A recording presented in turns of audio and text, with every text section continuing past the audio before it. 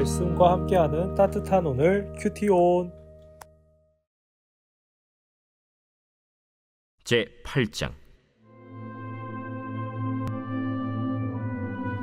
이스라엘 자손이 자기들의 성읍에 거주하였더니 일곱째 달에 이르러 모든 백성이 일제히 수문 앞 광장에 모여 학사 에스라에게 여호와께서 이스라엘에게 명령하신 모세의 율법책을 가져오기를 청하매, 일곱째 달 초하루에 제사장 에스라가 율법책을 가지고 회중 앞, 곧 남자나 여자나 알아들을 만한 모든 사람 앞에 이르러 수문 앞 광장에서 새벽부터 정오까지 남자나 여자나 알아들을 만한 모든 사람 앞에서 읽음에 뭇 백성이 그 율법책에 귀를 기울였는데, 그때 학사 에스라가 특별히 지은 나무 강단에 서고 그의 곁 오른쪽에 선자는 마띠디아와 스마와 아나야와 우리야와 힐기야와 마아세야요, 그의 왼쪽에 선자는 부다야와 미사엘과 말기야와 하숨과 하스바다나와 스가랴와 무술람이라.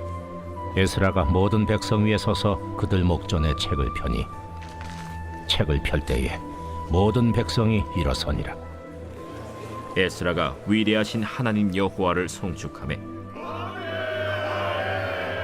모든 백성이 손을 들고 아멘 아멘 하고 응답하고 몸을 굽혀 얼굴을 땅에 대고 여호와께 경배하니라.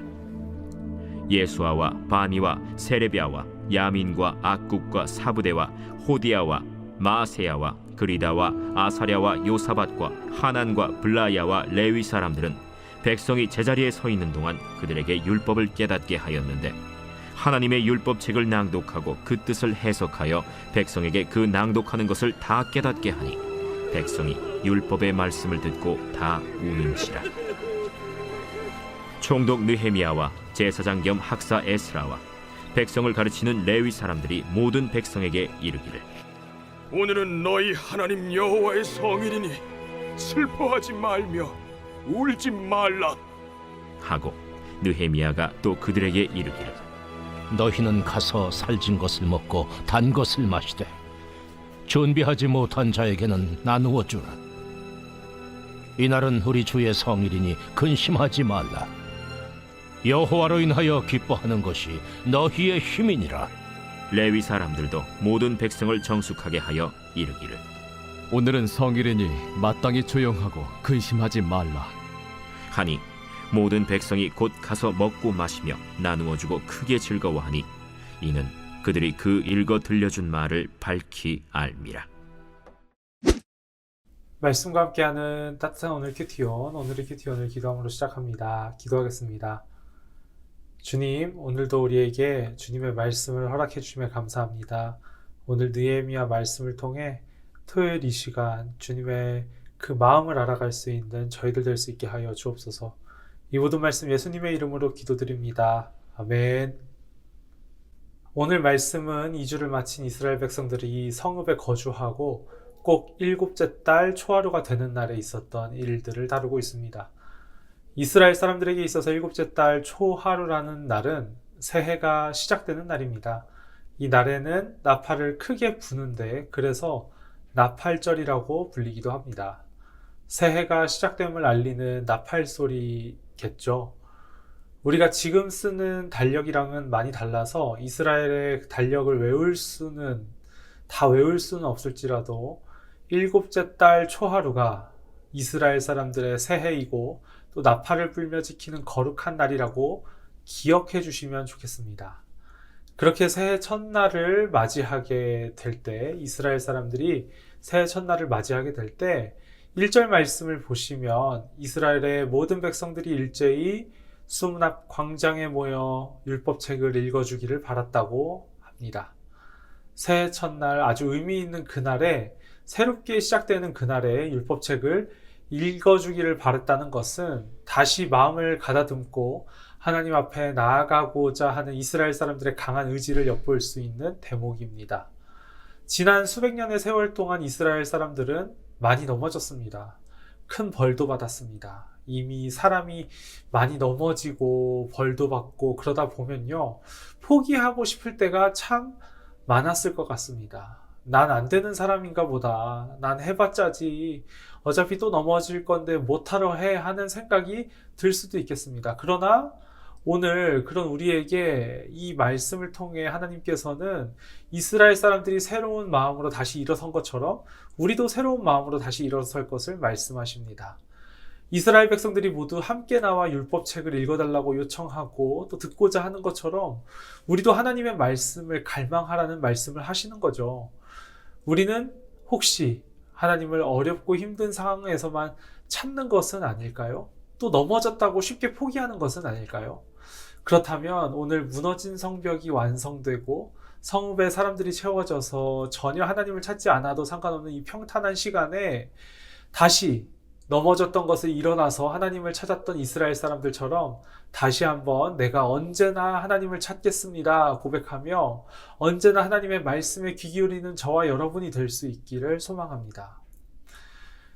이스라엘 사람들의 요청으로 율법서가 낭독될 때에 그 말씀을 마음 깊이 새긴 이들이 보이는 모습은 6절의 말씀처럼 아멘으로 화답하며 얼굴을 땅에 대고 하나님을 경배하는 것이었습니다.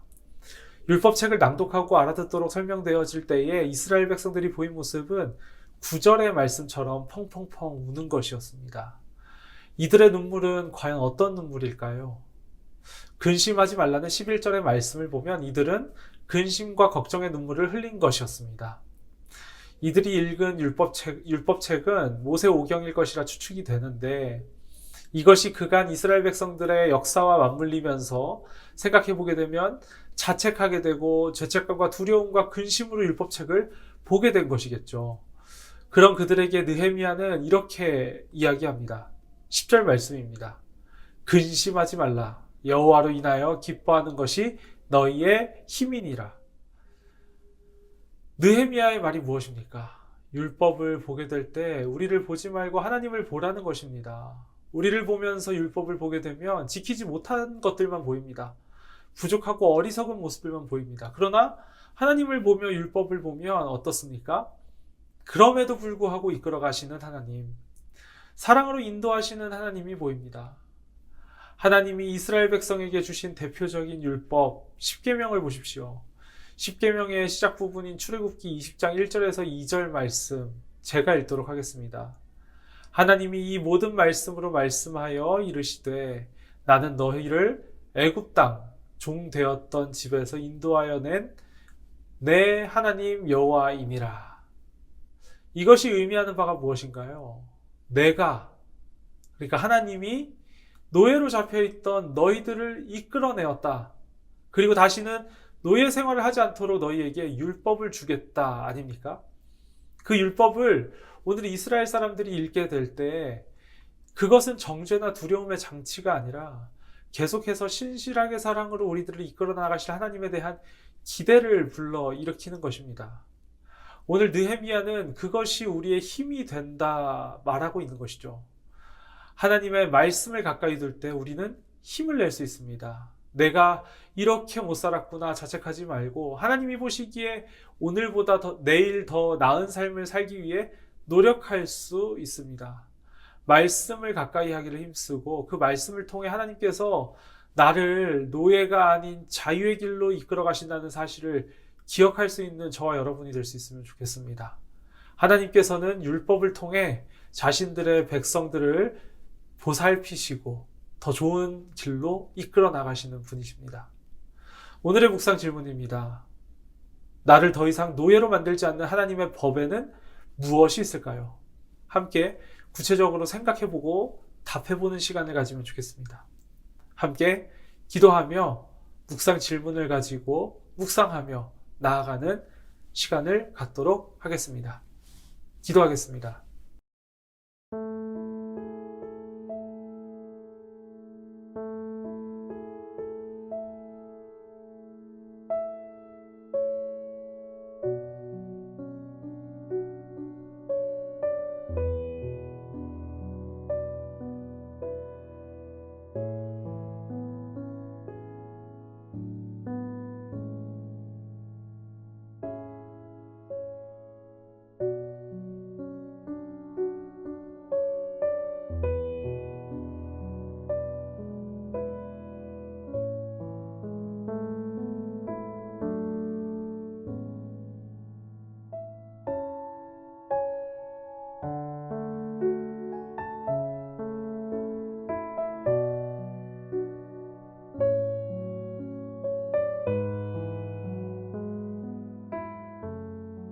우리를 사랑하시는 하나님 아버지, 오늘 느헤미야 말씀을 통해 주님의 말씀을 가까이 두고 주님의 율법을 주야로 묵상하며 하나님을 사랑하는, 또 우리를 사랑하시는 하나님을 의지하는 법을 다시 한번 마음에 새기게 됩니다.